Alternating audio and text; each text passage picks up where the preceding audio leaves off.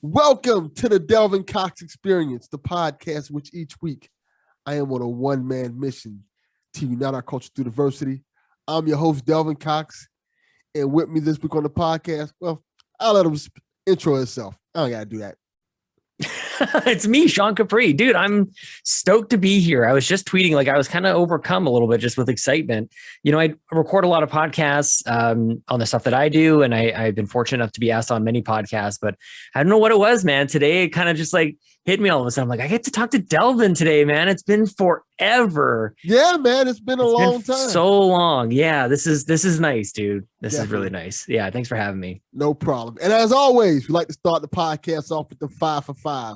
5 questions, 5 answers to get the ball rolling. Sean, are you ready? I was worried that you were going to do, because I've been on the show before, and I was worried you're going to do this again. I'm like, I don't know what my best song is or whatever, but yeah, go ahead, dude. I'll switch up the question. Okay. All right. Question number 1.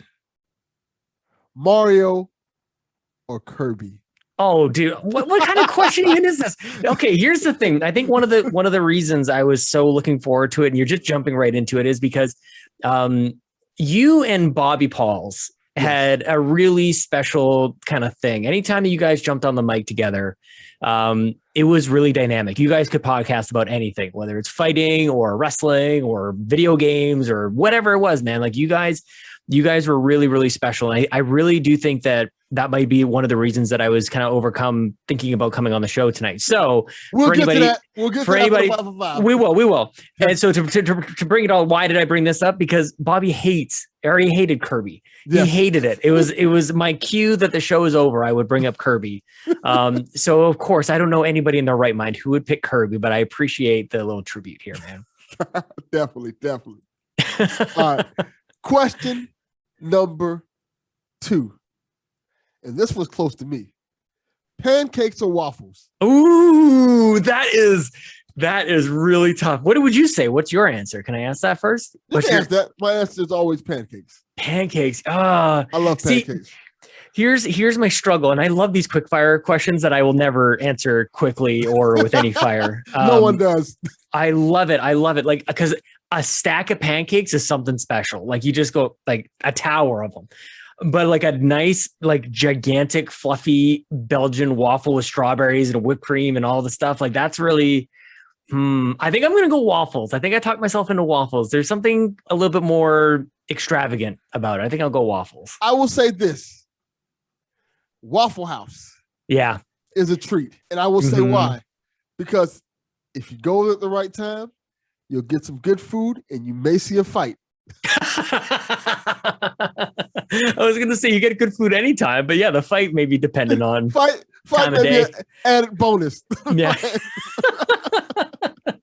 Yeah, definitely. Everybody should check it out. Let me know what you guys think. Definitely. Question number 3, Mr. Capri. Besides the great Bobby Paul, who is your favorite person to podcast with? Oh, Mr. Delvin Cox, of course, man. What can I say? Right. Good answer. Woo, dodged a bullet on that one. Anybody but Donnie. No way. I'm not even gonna talk about anybody else. It's right now. I'm living in the moment, dude. Right now, man. The best person to be podcasting with is you. Awesome. Question number 4. Thanos comes down. Mm-hmm. Got the gauntlet, got the stones and all that good stuff. You got to pick 5 podcasters. Any podcasters you want to take out Thanos.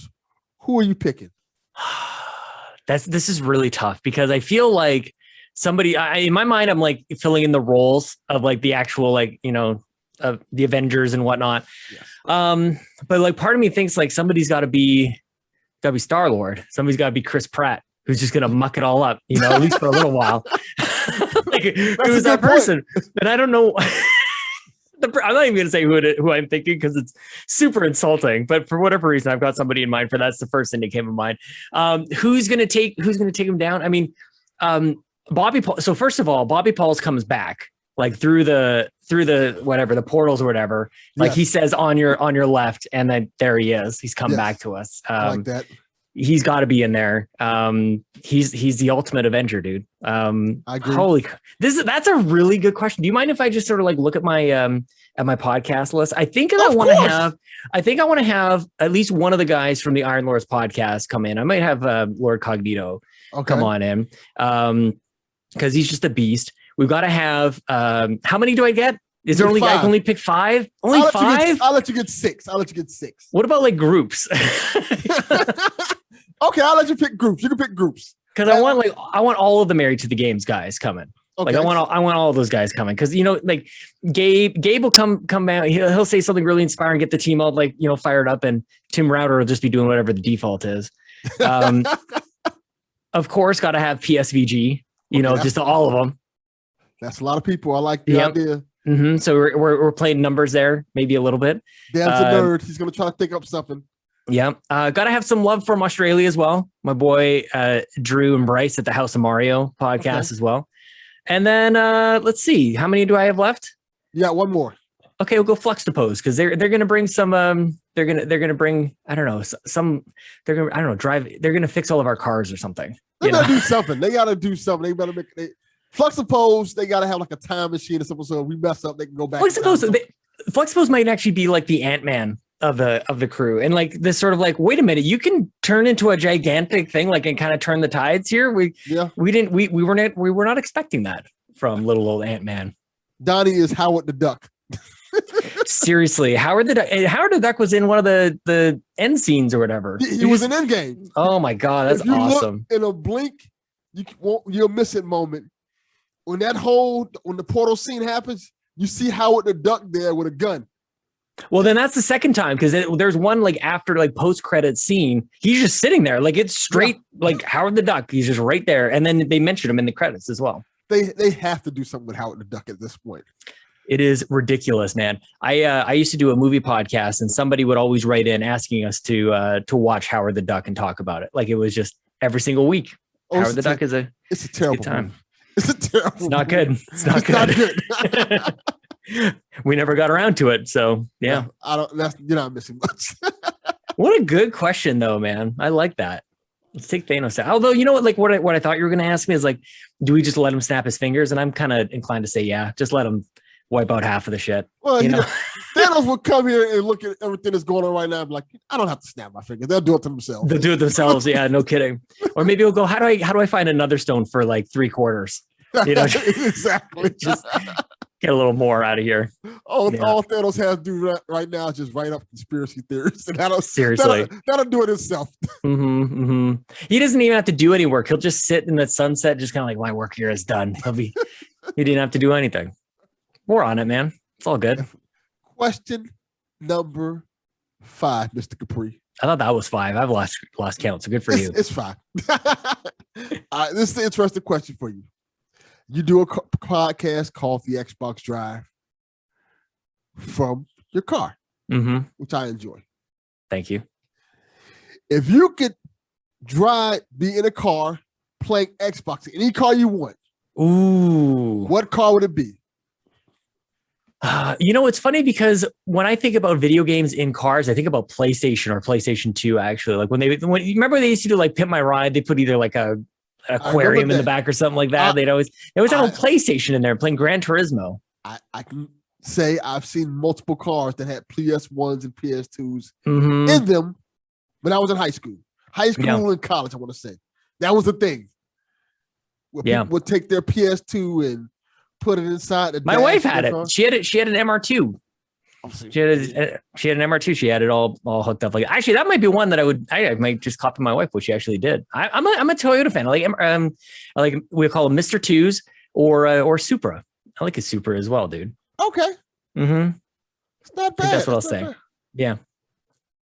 That's sort of like a car that I could probably see myself even getting in my lifetime. Not brand new, but I could get an older Supra. I don't need anything like crazy. It's like Porsches, there's no way. There's something like those like supercars, there's no chance that I could get my hands on one of those. I could go back far enough. I saw like a 1992 Honda Civic just today or yesterday, and I'm like, that car has only gotten older. It's not like they're making any more 1992 Honda Civics. I'm like, that car looked like in good shape, man. That was a staple of my high school days, That was the car that you like I guess like what's the movie? The first Transformer movie. That's the car you find at the dealership, and they're like, give us $500. You can take this. Totally. Yeah. Yeah. What was the smaller one? I can't remember. I'm losing off the top of my head here. The very small Honda. I can't remember what it was. I almost had one of those. Very, very like the two-door, just really, really tiny X something. Anyway, it was matter. Something. I can't remember the name of it. So, Mr. Capri, how you been doing, brother? Dude, I'm good. This is nice. It's finally happening. I've been good, man. I don't know what a year. First of all, we're well into 2021. I don't know that maybe we're still kind of like hungover from 2020, and I haven't quite heard the get us out of this year thing that I normally hear about this time of the year. But I don't know, feeling good about like podcasting and feeling like my kids are a little bit older now and they're fun now. So like, that's all good. Well, and yeah, it's all good, man. Well, let me address the elephant in the room. You haven't been on in a while. Yeah. And I want to address that right now. Yeah, sure. It was kind of weird after everything that happened, having you on. Because you mentioned earlier, like the bond me and Bobby had, the bond you and Bobby had meant so much to both of us. So I felt like we needed time to heal. Oh, yeah. And it was like, when that happened, when everything happened with Bobby, it was a traumatic situation that I know you still haven't healed from and I haven't healed from. How can you? Yeah. It was one of those things like, I remember when I first met Bobby and found out about Nintendo Guru and all that stuff and went down that rabbit hole.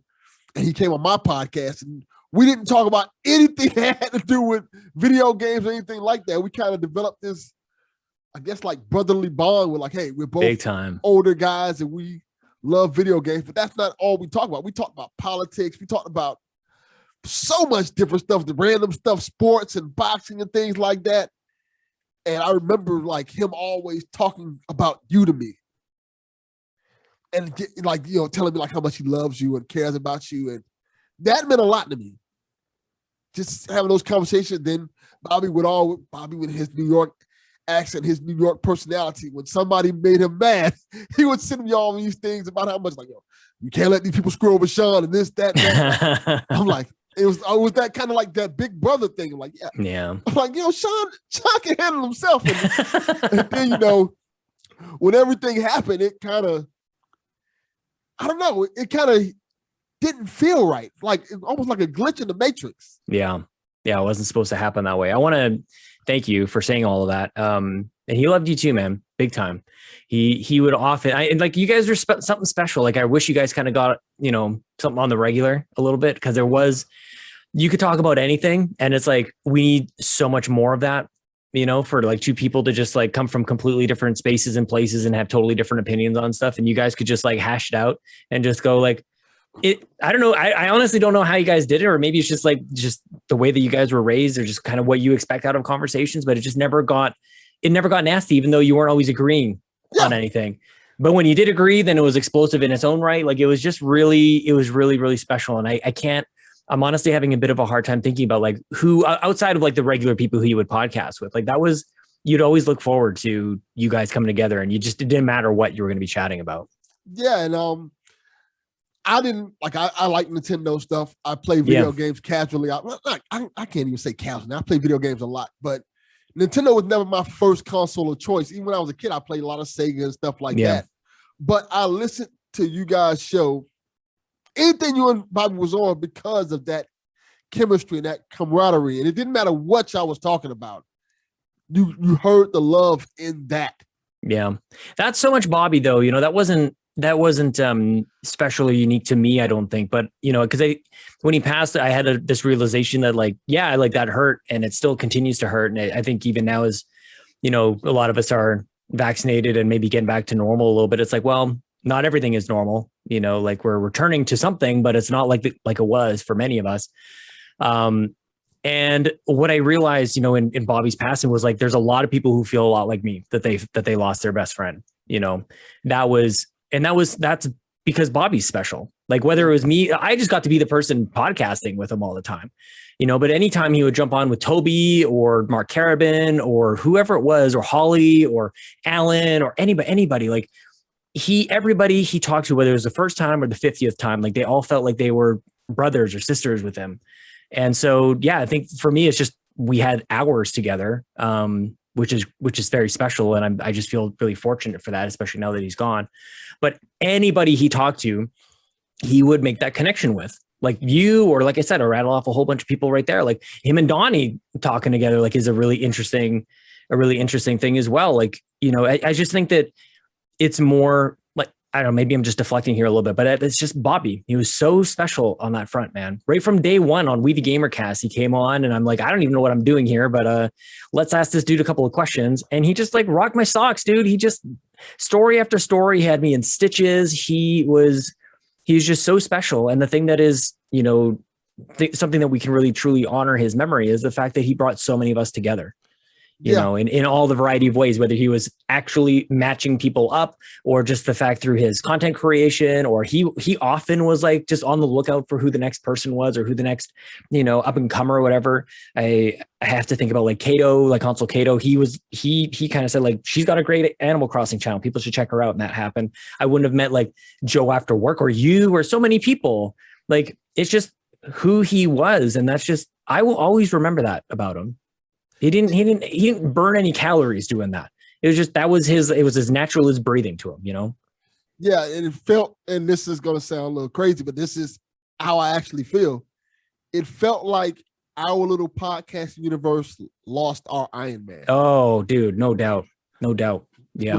When you have this one guy who's connected to so many different people and bringing so many different people, so many elements and like things about it. Like I remember when I got the news, I immediately like called Joey Craig, and Joey Craig, I always text Joey Craig, or I'll send him a Twitter message because you know Joey Craig takes these little sabbaticals and stuff where he's off the internet and stuff like that.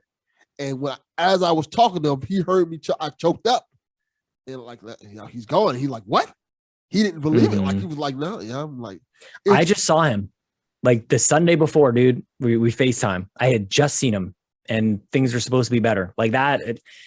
I think that was one of the biggest things. And at least for me personally, it was just like, on one side, I'm super grateful that I got to see him and I got to talking with him is maybe not necessarily like, because he wasn't really able to speak. I was able to communicate, you know, with him.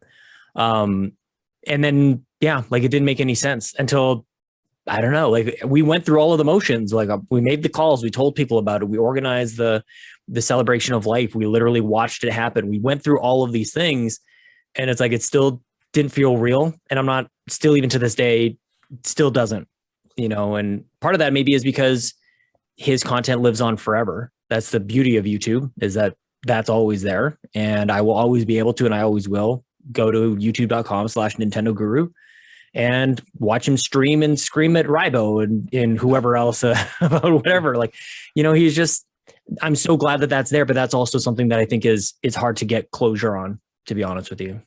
Yeah. And as morbid as this sounds, me doing this podcast, that's kind of the legacy I want to leave behind. Oh, big time. Like I want when I'm going, my kids can go back and look at my old episodes of the podcast and get a better understanding of who their dad is. And I'm happy that I can go back and listen to old Nintendo Guru podcasts and stuff I didn't even hear, because you did the podcast thing that basically all his guest appearances is on this one podcast. Quite a few. That you can listen to, and it's kind of, you get this kind of whole new experience of stuff you may or may not heard before, and it's just like his legacy lives on, and that's important. That's always been important to me in terms of podcasting. Yeah, the fact that my legacy can live on long after I'm gone, and seeing that for Bobby makes me extremely happy. Yeah, and I mean, even establishing your legacy, you know, and for Bobby at the celebration of life, like there was a lot of, you know, things about like his core family unit that, you know, that were discussed, but then also like his internet family was just as part of the celebration of life for Bobby, which I think is really, really interesting. You know, like how many of our families would even know how much of this stuff like we do? It might be different from person to person, but I think my family, if I were to suddenly pass away, I think they would be shocked to learn just like all the community that's out here. Like when something happens, whether it's something as extreme as somebody passing away or somebody sick or needs help, like we wrap our arms around each other. And that was one of the things that I was so proud about obviously after he passed away, everybody was really wonderful to one another and people looking out for me as well. But before, like, I didn't think that him passing away was even a possibility. Even though he was very, very sick, I just didn't think that was what the outcome was going to be. I just thought it was just a matter of time and he would just get better. So that was part of the shock.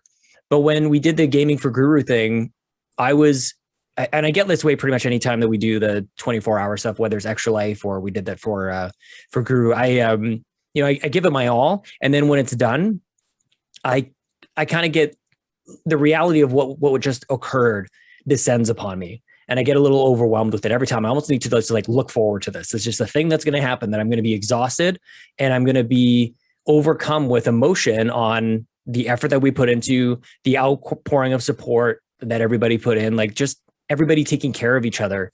Like that gets to me. And so it was that evening after I finished the 24-hour stream and PSVG was still doing their leg of the Gaming for Guru thing, that it's just sort of like, we really did it, man. Like we didn't hold back. Everybody put in their absolute best effort. Nobody pulled any punches. Donnie sold out like things from his personal, collection, just so that we could make sure that we had compelling prizes for people to donate towards it. It's like, we truly did everything that we possibly could. We didn't leave anything behind.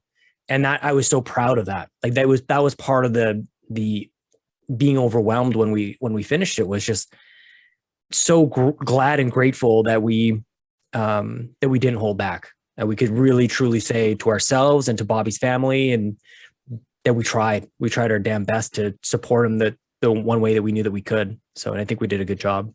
Did an excellent job. And so many people, I remember like when that was going on, so many people were reaching out from all avenues of gaming to support Bobby. And that was just such a powerful thing. Like Bobby was big time to us. And I think our community is small but big. And when you see other people that you may not normally see reach out in our community, like, hey, like a Colin Moriarty, reach out, like who knew Bobby and things like that, and reach out to us and try to donate and help out, it means a lot. Yeah. Well, and his family, like I said, we all know Bobby. We talk to him all the time. Many of us did. And we all understood what this community was. But for a family to come to understand that alongside everything else that they were dealing with, like we're a lot and there's a lot of us, and we want to do good things. And so we were always, asking, how's he doing? We would love updates. Like we would want to be really involved, but I think it was hard for many of us to realize that we were second, third, fourth, or fifth, like circle out of the core ring around Bobby. You have to remember, like, what's in your real life and then where we all kind of exist with outside of that. So I was always a little bit mindful of that like can be very overwhelming, that there's all these strangers from the internet from all over the world who care about Bobby and who cared about him after he passed. And so I can't help but think about what that would be like for the family to, have they already had they have a big immediate family and, cousins and everything like that. And they're very, very close. And then you've got all of us. It's a lot to deal with. But they did it like Bobby would. They did it. They held it with such composure and poise that I continue to be struck by that. They even sent out many of Bobby's belongings. They wanted his collectibles and things that were special to him. They wanted his friends to have those things. So, behind me, along with many of my other collectibles over here, like Bobby's toque is up here, kind of over my shoulder over here, that he would wear. And he had a hat that's right over here, and an amazing gold Mario kind of trophy here. His business card is behind me, as well as his Splatoon Pro controller with a little stand. Like, and many of us received a package like this, which was just any of us saw what was behind Bobby. The amount of collectibles that he had and the distribution that they had to undertake was huge. And that I don't know exactly what I'm getting at here, other than just recognize the undertaking that family did, on top of having to deal with his passing. Yeah, that had to be a lot to deal with in general. Like it was hard on me, so I can't imagine how hard it was on them. Yeah. Just having to say goodbye. They didn't have to do that for us. Yes, they did. You know, they could have done a million other things with it, but for them to extend the love that Bobby would have done, I'm sure like that, like he would, it just seemed very right. So, but they could have done something easier. They could have donated it to a local children's something or other, or like, who knows, or just given it through like, you know, their immediate family. They could have sold it. Could have sold it. Yeah. I'm quite sure they could easily. They could have sold it. Yeah. Worth a lot of money. Yeah. That's amazing. Those people are just amazing. And it's just that you don't see that often where people understand the severity of the situation, who are dealing with a tragedy and are so giving and caring and saying, you know what, these people are also dealing with a tragedy and we're going to do what we feel is right. And I think that was amazing. I think one of the, I've been listening to Married to the Games for damn near a decade. I might've been a decade at this point now. And Gabe Patillo, I think, was the one who's saying something to the effect of, you know, we've been doing this for a long time. We've known each other for a long time now. And just as it's a numbers game at this point, like some good things are going to happen to many of us and some awful things are going to happen as time goes on. We all get older and things are going to happen. And I think that's a hard thing to come to grips with. You know, you don't want bad things to happen to anybody, but you know, it's just, especially when a pandemic happens, that's is truly awful. So I think the takeaway there is just, how do we appreciate one another for who we are, what we offer, with the fact that we even know each other? Can we be grateful for that? I really need to, in my own sort of way, like, I don't know if it's rationalizing it or what it is. I need a positive out of it though. And for me, that might be one of them, is just to be grateful for every single day, and every day we have with each other is definitely, it's definitely part of it. But man, love to have him back, dude. Yeah. Let me ask you this, and I think this is very important that I ask you. How are you doing? Well, day to day, I'm doing okay. Like, you know, and I'm glad to chat about it. It's not something that I actively avoid talking about it. But it doesn't like just come up, you know, all the time, even though I have been thinking about him quite a lot lately. But I keep busy, I think, maybe as part of it. I noticed that. Yeah. You know, I think like whether or not it was in response to or in reaction to his passing or not, I just think that's like my core. That's just who I am. I'm just going to always want to be busy. And that's maybe why Bobby and I got along so well, is because we recognized the hustle in each other. And not to say that I hustle any more than anybody else, but like we definitely recognize that in each other, and clicked on that front. But yeah, I don't know, man. I'm doing okay. Like I'm trying to get more active these days and just kind of take care of myself a little bit. And for a variety of reasons. And of course, one is I want to be around for a lot longer for my friends and family and everything like that. But yeah, it's trying to make the best of kind of a crappy situation. Still kind of in lockdown here, and just trying to stay positive with stuff. And the more I do it, the more I try to focus on that. Like, actually, that doesn't even really feel like trying anymore. It's just like that feels like the core of who I am. And you know, I talked about this when Lincoln was born. Like, I had a really hard time with stuff, like with adjusting to being a new parent, and the really high expectations I think I had on myself, and me not being able to keep up with my wife, who is just like an absolute machine. She just is the greatest mom on the planet. And it's just like, she knows all the things and I don't know anything, and I don't have the energy to keep up with her. Like, all those things was really, that was really weighing on me quite a lot in the early days. And now I think I've slowly but surely kind of adjusted to life as a parent, as a dad, and understanding my role in the family and all of those things. So kind of coming back to where maybe a lot of people actually didn't maybe know me when my kids were born. They probably didn't know me like before that either. Like, my natural state is very awake and active and let's get it. And I want to make sure that the room is like feeling good, positive energy and all those things. And for quite a while there, I didn't feel like that at all. I was feeling really away from like who I am and what I thought of myself anyways. And so that kind of like shook me up quite a bit. But over the last little while, I'm like, yeah, it feels like I'm kind of getting back to that a little bit here. Feeling like I've got a spring in my step again. I feel like I'm setting my goals and I'm actively working towards them. Things like that. I feel good on that front, but it also feels weird to say that in lieu of all the awful things that have happened this year. So Yeah, it's a mixed bag, but I think more positive than negative, I think right now. I want to talk about one of the positive things. I think Sweet Hangs, Oh the yeah. podcast you do with Donnie, is very therapeutic in more ways than one. And I love that you guys do that podcast together because it almost feels like you guys, it's not necessarily about video games. It's about two guys hanging out together, having a conversation. And I like that. It's almost you and Donnie, for that matter, venting, talking about your life, just releasing tension and stress. And I like the feel of it. So how did that come about, and how has that podcast helped you, for that matter? Oh man, well, it's funny. Like now I'm thinking about like how many episodes have we done? We've done quite a few actually. I want to say 18. Yeah, well, like we're getting there, and it's funny because Bobby would always say, you know, if you hit 10, then you'll hit 100. And it's like, well, that doesn't make any sense. But I kind of get the spirit that he's he was kind of getting at. How did it come about? Well, Donnie and I have an amazing kind of history. If you really talk about it, you know, there were times where we were not getting along at all. We kind of met each other through the Married to the Games a little bit, and like the forums back in the day. And there were times where we had some pretty good, like kind of just stupid internet spats.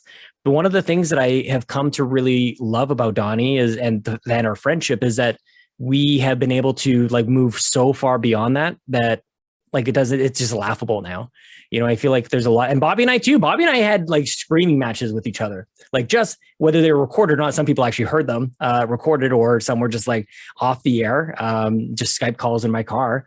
And sometimes it would just like it would get really heated, but we would still be able to move past it and just tell each other how, like, what was on our minds and everything like that. And I don't know, like, it sounds weird to say like, that's how everything should be. Like, I don't think everything should be able to move past an explosive kind of argument, or that you even need an explosive argument to test a friendship. But I just think that makes it even more special when you are able to. And I think Donnie and I have, and once we kind of move past what are our differences. And I think he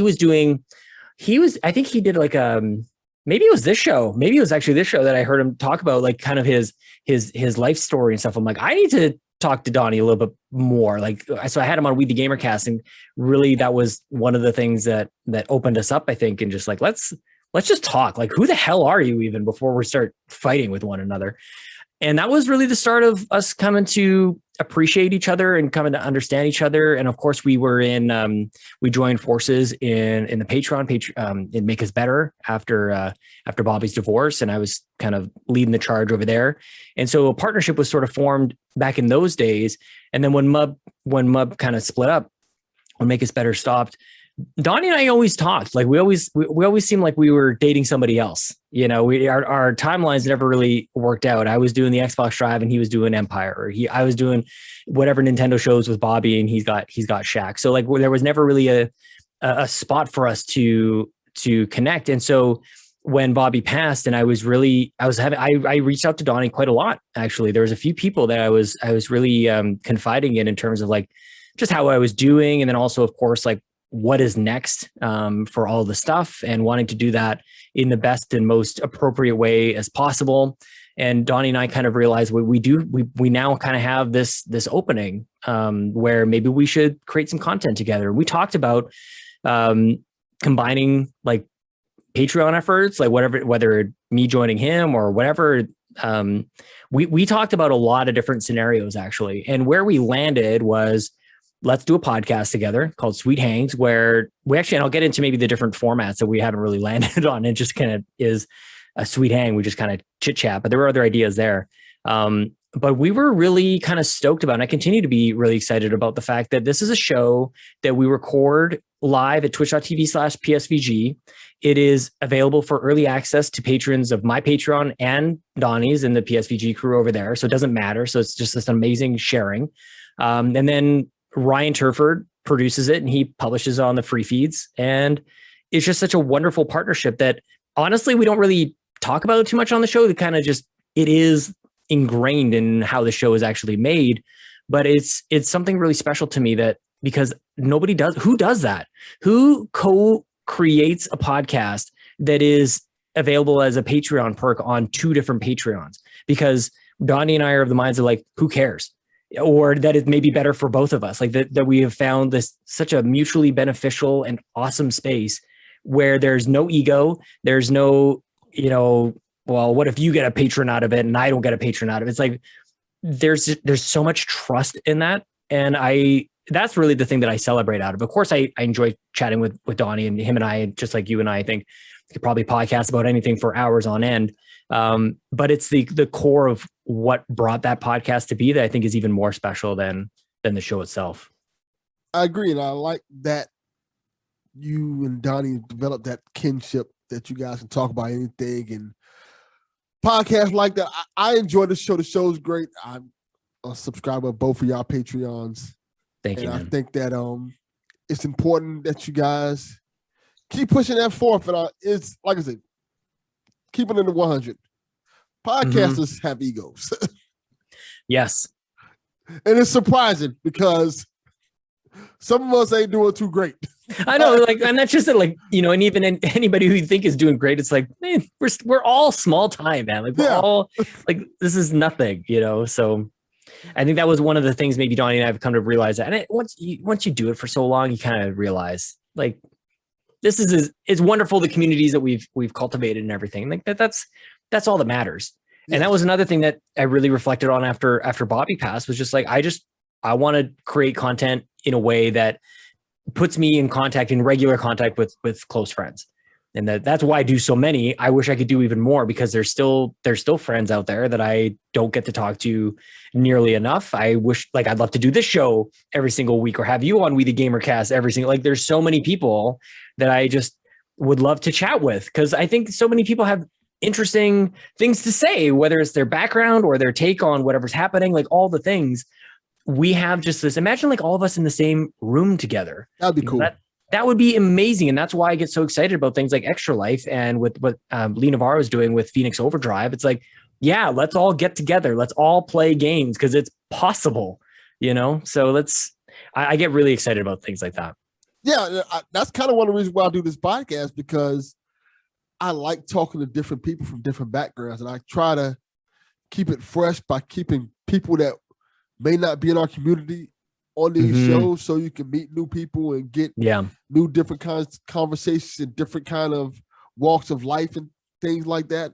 That's important to me. But at the same time, it's good to keep those relationships that I've already developed with people like you and like Bobby, like Donnie, like Kevin. Just keep it together. And it's like, it's kind of hard in a sense because at this point, doing it for so long, we know hundreds and hundreds of people.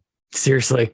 Like, it's a lot of people. Really do. Yeah. And it's not like being arrogant or anything like that, but it's just, when you podcast this long and you talk to so many people, you're just getting to know people. And you get to know a whole bunch of people. It's not like high school where you see these people every day. Right. But Twitter kind of has become that high school environment where you're seeing the same people commenting on the same type of things. You're talking to them. And whereas in high school, you may have like 5 or 6 best friends, the people you talk to. Twitter has opened up the platform. You can have hundreds of people you talk to. Like, like the Married to the Game guys.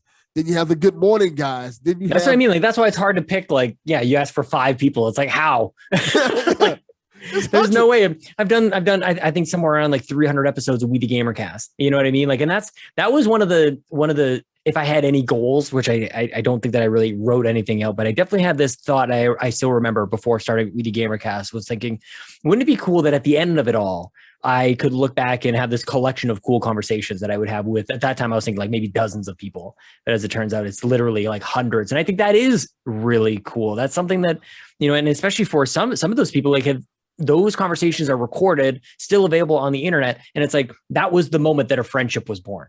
That is the coolest thing, man. I get chills when I think about that.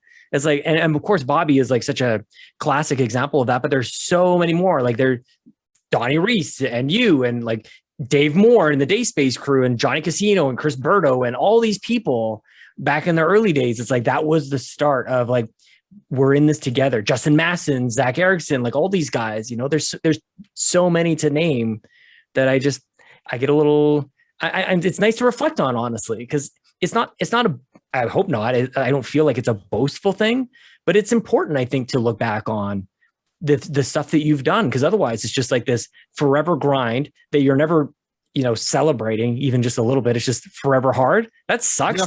Like celebrate every once in a while, I agree. It's like when you look back at people we've talked to, the people we've known and things like that, and you kind of like have to take time and take a breath and like, yeah, this is kind of awesome that I've done this for so long. And yeah, it's cool that now, me being older, I know my family members a lot of my family don't even know I do a podcast. When they find out I do a podcast, they're like, what, you do?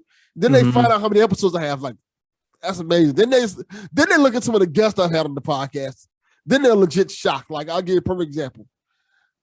I got lucky, really lucky, about a month or so back. Got Stan Bush, the creator of the song The Touch, on the podcast for one of my favorite movies of all time, Transformers the movie. My brother messaged me like, dude, do you have Stan Bush on your podcast? Like, yeah. Like, holy crap, that's amazing. Like, it's just a weird thing that from doing this silly little podcast, I've gotten to meet people I've always wanted to meet in my life. And I think that's awesome, man. I often wonder about, like, what is, we've been doing this, you and I especially, like, we've been doing this for so long. It's like, what is life not doing this? Like, what goes through your mind on a Tuesday night, like when you're not a podcast, you're not like scheduling the next thing or considering it or whatever, like publishing it. There's so much that goes around with it. Like, how is your mind space and time spent? I think that's a very curious thing. Like, a lot of people are into plants now. I think like they're, we're all locked up because of COVID. A lot of people are getting into plants now. It's like, what is life if you're not doing this? This is like the best that I could ever imagine. That's why we do so much of it, I have to be 100% honest. My life when I'm not doing a podcast sucks. I am a counselor for everyone in my immediate life. Immediate life, outside life is like I'm doing a podcast outside my life. Somebody comes to me and tell me, hey, this is going on with me. They tell me their whole story. It's like I'm like a bartender. Like, that's nice though. That's good though. And that's not surprising for me to hear that about you. Like you're very easy to talk to, and like I don't know. And you have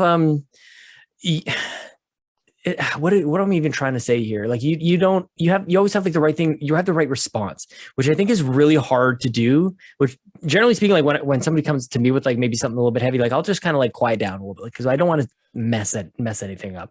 But I don't know. You always have a good response, no matter what people are talking to you about. I have learned a long time ago to think before I say something. So I always think and give like measured and calculated responses to things, so I don't say anything stupid.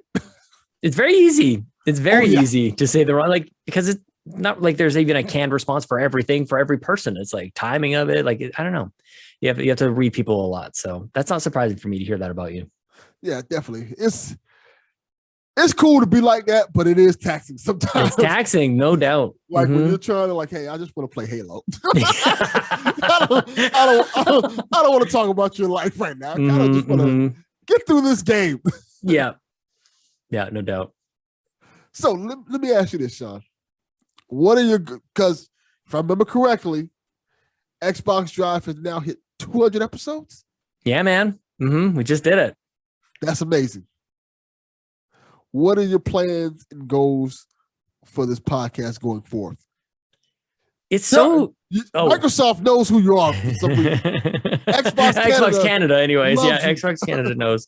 That's something surreal. I that happened quite a long time ago where we got messages from Xbox Canada. It's like, are you like, they would, because back in those days, in the early days, back with like Dave Moore, and it was still the thing where I drive to McDonald's, I get a coffee and everything like that.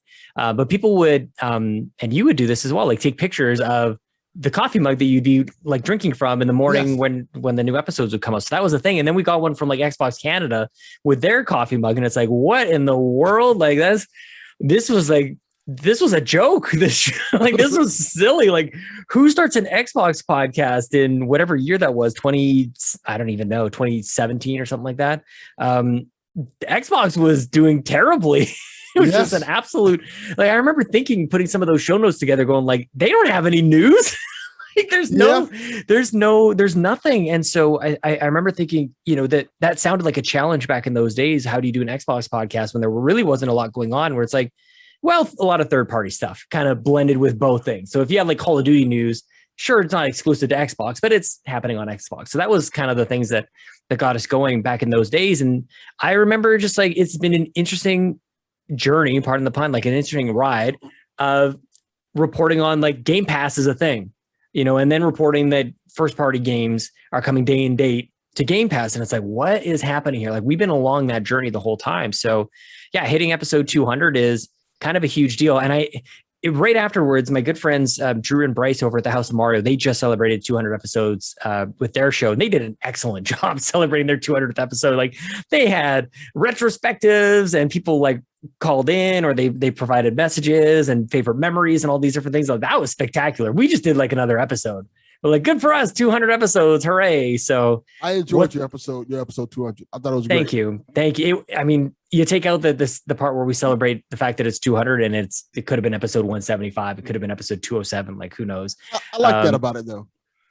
Thanks. I wish that we did a little bit more, and that's on me. But yeah, it's an awesome thing. It's really, really amazing that this sort of joke of a show has continued on, and it has changed my life, man. Honestly, like meeting people who have sent me to Vancouver, Canada to go look at and preview Gears 5 before it came out. Got to interview Rod Ferguson and ask him about making the game and talking to him about horde mode and how do you follow that up with another like style of multiplayer game? Like, how do you even go about doing that? It's got to be huge pressure. And I had a really great conversation with him about that. And they sent me stuff, of course. And it's just like, what even is this life? Crazy, isn't it? It's just absolutely wild. That was never the intent. So when you ask about like, what are the goals for the future? It's like, I don't know. Like I never really had any to start with. And I think that might be part of the reason things have been pretty good. Like the goal has never been like, I got to get X number of viewers. The goal really from the heart of We The Gamercast is let's just talk to people, and it just so happened that I met some people who were very close with Ubisoft Canada and Xbox Canada. And that I think those worlds started to collide in that way. And it's just, it was never the intention. It was never like, I should network so that I meet all the people. It just kind of worked out that way, which I have to thank my lucky stars or whatever, whoever is watching over me, man. Like that's pretty, it's pretty damn lucky, Yeah. So now I got to ask this final question. I think this is interesting. I've had so far 2 of my dream guests on the podcast. So who are your dream guests to have on the podcast for your show? That's a really good question, man. Who are your dream guests that you have? One was Stan Bush, and one was Rodney Barnes, who helped write and create the Boondocks TV show, cartoon show. Yeah. I mean, so I want to answer this in a couple of ways because I've gone on a journey of my own with We The Gamercast of what I would consider like dream guests, like because it started out when I started the show, I wanted to just give people who did not have a podcast the opportunity to experience a podcast or experience their voice being expressed on a podcast. Because again, Married to the Games is a hallmark to this as well, where I would write in and hear my quote unquote, my voice on their show was like an exhilarating thing. Like, oh, they read my question or, oh, they answered my question. That is so cool. And but it was a fleeting moment. Your moment will come and it would go. And so the origins of We The Gamercast was like, I want to give that moment to somebody, but like for an hour, like allow them to have like hear themselves on a show. And then I discovered that everybody has their own podcast and they're getting that moment all the time. And more and more so as the years have gone on. So yeah, in the early days, it was, let's get non-podcasters on. Then it was, oh snap, like there's some really cool podcasters out here. It would be really great to have Justin Masson or Zach Erickson, or the guys from Nintendo Dads. I'd love to have those guys on. And so it was like these echelons of content creators that I thought would be the greatest. And then I would have somebody like Victor Lucas or Scott C. Jones. And if you're in Canada, these guys are a big deal from EP, Electric Playground and things like that. And I got those guys on the podcast. And then it's like, you just keep elevating. I don't know if that's it's a gross way to say it, because I don't think that any one individual is a better or worse person, but in terms of like stardom or celebrity or popularity, you kind of are climbing the ladder in that front. And at a certain point, I don't know who exactly the guest was, but it's like, that wasn't filling my cup as much as meeting the next friend on We The Gamercast. Right. Sense. So that became, especially after Bobby passes, was like another kind of like, okay, that's the that's going to be the point of content from now on, whether it's We the Gamercast or the Patreon or whatever, is like spending time with friends. So maybe there's like, if I can fill up one of the spots with like whoever the next like great friend is going to be, like who's the next like stranger that I'd love to just like, we just click. And at this point, it's like, we've met so many people, and you unfortunately only have so much time for all the people. But like Cato is a really great example of this, of somebody that I met through this content community. And I think we both consider each other really, really good friends at this point. Ryan Turford, of course. And so, yeah, like whoever that next person is going to be. And then maybe on the other side of, okay, pick maybe some sort of like hard to get person or something like that. Like, got to think about like Reggie Fils-Aimé or Phil Spencer or somebody like that. But it's like, that doesn't, when I talk about what I just talked about, and then I go like, wouldn't it be cool also Phil Spencer? It's like, I don't know about you, but it doesn't even compare, to be honest with you. Yeah, it would be cool. And one of the great honors that I had within the last year was I was able to be on, I was a guest on Kind of Funny's Xbox podcast. Right. And it's like, man, I've been to Kind of Funny Live too. I've been in that crowd. I've been a Kind of Funny best friend, and to be on a Kind of Funny podcast should be like this earth-shattering moment. Like, holy shit, I cannot believe I'm here. And of course, I was blown away and truly honored and like just in appreciating the moment. But it wasn't as I don't know, moving as maybe you might expect it to be. It's not like meeting a new actual best friend, because maybe I think it's because the moment was so fleeting. It's like, that's gone, that's done. It doesn't last. It's sort of like when you meet a celebrity and you like, maybe they can sign something. It's like, that's cool. And for a lot of people, that's a huge, huge deal. I guess I've just sort of like experienced the everlasting part that comes along with all this stuff. And that is so much more fulfilling to me at this point. I actually completely relate to that. Mm-hmm. I found that my favorite episodes I've done are the ones where I challenge myself. Like, before we go, I'll tell this story. You did your episode 200. You loved it. My idea for my episode 200. Please don't do this, people. Don't do this. I said I'm going to make a documentary style podcast episode on the N-word. Oh, snap. And how people feel about it. So I recorded 10 hours worth of content, like interviewing people and things like that. I made a 4-hour podcast out of this 10 hours, editing and all that stuff. This took months to do for episode 200. It came out great. Mm-hmm. The satisfaction I got from it was amazing, but it was tiring to do this whole process. No doubt. But and I got so much satisfaction from seeing the response from that than I probably got from any one of the episodes I recorded almost, because I felt like that episode meant so much to so many different people. Like, the response from it was amazing. People like sharing their own experiences and things like that. And I think that meant more to me than just sitting there just interviewing people just to interview people for interview's sake. Right. And I think that's what you're getting at in terms of like, hey, I want my interviews to matter. I want to feel like I'm building relationships and bonding with people. And with my episode 200, I think I did that with people I interviewed. And I also did that with people who listened to the episode and got an understanding on things that are not only important to me, but they got understanding of other things that are important to other people, and kind of opened up doors of conversation that probably weren't open there before. Yeah. And I think that matters to me. I think it matters to me that I could bring that, not necessarily entertainment, but that type of knowledge to people that normally wouldn't have it. Mm-hmm. Yeah. I mean, like for me, it's so funny that you asked me this question, because I'm doing a lot of thinking these days of just like, what's next, and thinking about which one of these is my workbook. One of these is my thinking, just like content stuff. And I'm like, who do I want to have? Like, these are the names I wrote down. I don't know. Maybe I shouldn't even do this, because it's going to leave some people out, but I'm like, I got to have Lee Navarro on the podcast, because like we're going to be doing Extra Life, and he leads that with Phoenix Overdrive. I want to have Kevin Austin back on the show, because it's been far too long. Chris McCracken, Gabe, Ed Placencia, Tim Router, guys from Married to the Games. I want to have those guys on. Alex Van Aken, who I reached out to earlier today, who's gone on to freaking Game Informer. Blessing Adeoye Jr., who's gone on to Kind of Funny. I've known him forever. Ian and Brandon, the guys from OK Beast, like Jeremy Piper. Like there's so many people. Like those are the names that actually come up in my mind. I literally like wrote them down. Like they're here, you know?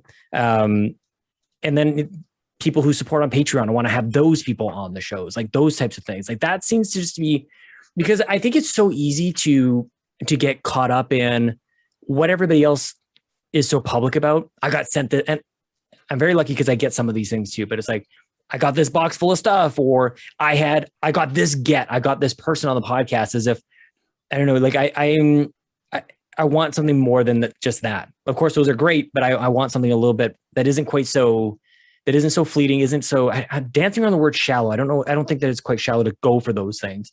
But there's definitely there's some depth to, having a guest on who isn't just like the shiny thing. It's not the trophy that you're after, that you're trying to compete to get. You're like, I said the right thing in my email and I convinced and I persuaded and whatever it was to get the thing. That's a big deal still, and something I'm not always capable of doing. But yeah, it's easy to go down that rabbit hole and just get like to try and compete with everybody else to get the good guest on your podcast. So I've been actively trying to like balance that out, you know, and to not also, it's also maybe a defense mechanism as well, where it's like, what if I don't get anybody like that for a year? Like, does that mean I'm doing a terrible job? I don't think so. So I'm trying to find balance in that too. Yeah. I find that now, maybe 200 plus episodes in, I don't want to search for that guest. I want to search for people I want to talk to. Mm-hmm. Whether it's the hip hop artists I grew up listening to 20 years ago that nobody even talks about now. Yeah. But I talk about it. I love. Mm-hmm. Or whether it's the comic book artists from 20 years ago that drew something that meant something to me. I want to talk to people, or whether it's somebody I talk to on Twitter every week and I'm cool with. Yeah, man. I want to relate and talk to people that I want to talk to now. My podcast is not about, hey, let's go talk to celebrity X or this person X and try to get the biggest person. No. I want to talk to people that I like. Yeah. And I think that matters to me more than anything else. And I want to find interesting stories. And I appreciate that you are doing the same thing in terms of you're finding people that you want to talk to. Yeah. And you want to be around. I think that's important. And I want to give props to something that you keep saying. You keep bringing up Married to the Games. Mm-hmm. And Married to the Games deserves a lot of credit. Oh, no doubt. They brought into podcasting, me included. Mm-hmm. And I don't say this often, but Gabe Patillo was one of the first Black podcasters I've ever thought about. Like, yeah. And that means a lot to me in terms of like, hey, when I started running the podcast and things like that, I looked at him like, okay, Gabe's doing it. He's one of the people I looked at like, okay, Gabe's doing a good job at it. I think I can kind of do something like what he's doing, bringing the same type of energy.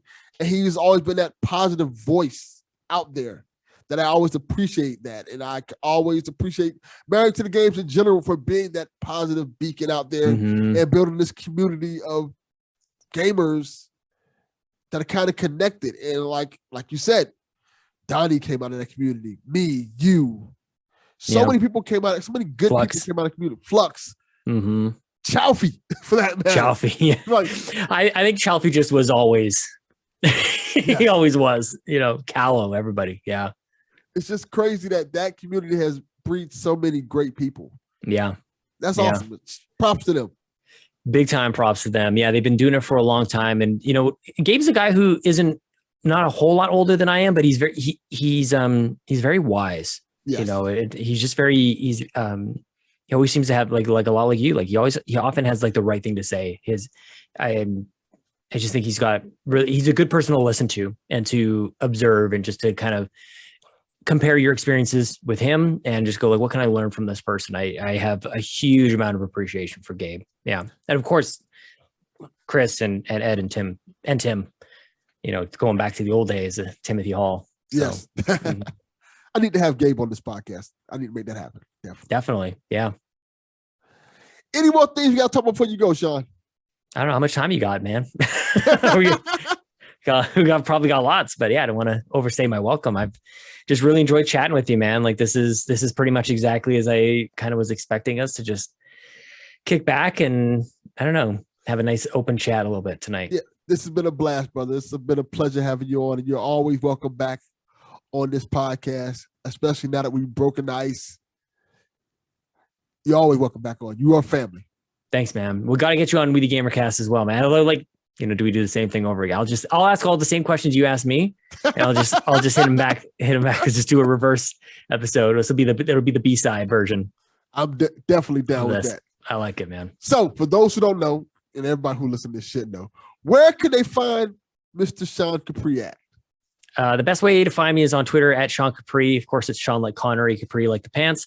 And you can find all of our content now on YouTube, actually, youtube.com/Yumi Capri. We've got audio and video versions of the Xbox Drive, the Nintendo Drive, the PlayStation Drive, Sweet Hangs, We the Gamercast, and the RPG Cave. I think that's all of our shows. So we do a show almost every day. We have 6 shows, 6 days a week that you can get content on all your podcast feeds around the globe. There you go. And as always, Delvin Cox Experience, we are out. Peace.